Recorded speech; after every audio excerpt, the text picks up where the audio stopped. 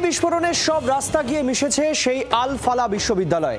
আর সেই আল ফালা বিশ্ববিদ্যালয়ের সঙ্গে জঙ্গি যোগ এবারই নতুন নয়, 2007-8 সাল থেকে একেবারে জঙ্গি যোগ রয়েছে এই আল ফালা বিশ্ববিদ্যালয়ের সঙ্গে।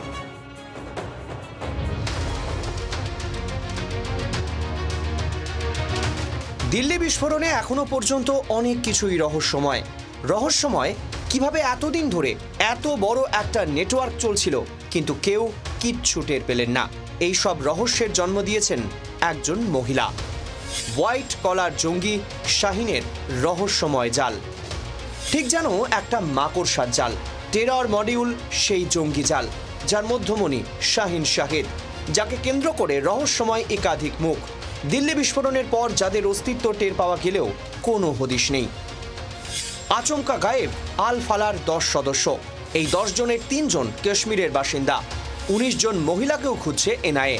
শাহিনের ডিজিটাল ডিভাইস ও ফোন রেকর্ড থেকে 19 জনের খোঁজ মিলেছে। এদের খোঁজে কানপুরের বিভিন্ন জায়গায় অভিযান চালাচ্ছে এনআইএ। ইতিমধ্যেই রেড ফোর্ট বিস্ফোরণের সম্ভাব্য কেন্দ্রস্থল হিসেবে ফরিদাবাদের আল ফালা বিশ্ববিদ্যালয়কেই চিহ্নিত করেছে এনআইএ। তবে এবারই প্রথম নয়, বহু বছর আগে দেশে একটি সিরিয়াল বিস্ফোরণে নাম জড়িয়েছিল এই আল ফালা বিশ্ববিদ্যালয়ের। আল ফালার সঙ্গে জঙ্গি যোগ 2007-8 সালেও গোরখপুর, জয়পুর, আহমেদাবাদ, সুরাটে বোমা হামলা হয়। হামলার অন্যতম মোস্ট ওয়ান্টেড জঙ্গি মির্জা সাদাব বেগ। মির্জা সাদাব বেগ ছিল আল ফালার প্রাক্তন ছাত্র।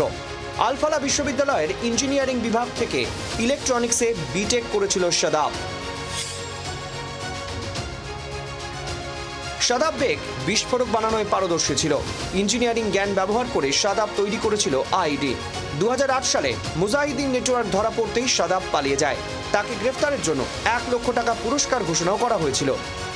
ব্যুরো রিপোর্ট, জি 24 ঘন্টা। বাংলার আওয়াজ, বাঙালির আবেগ, জি 24 ঘন্টা।